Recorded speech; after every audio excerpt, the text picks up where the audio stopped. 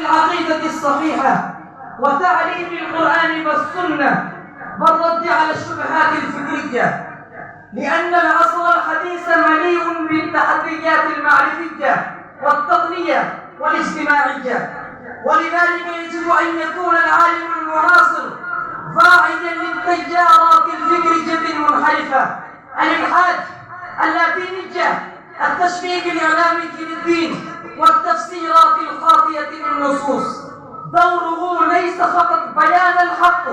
بل تقديمه بأسلوب علمي مقنع للشباب بلغة يفهمونها. وكذلك الشباب اليوم يتعرضون لفتن الشهوات والشبهات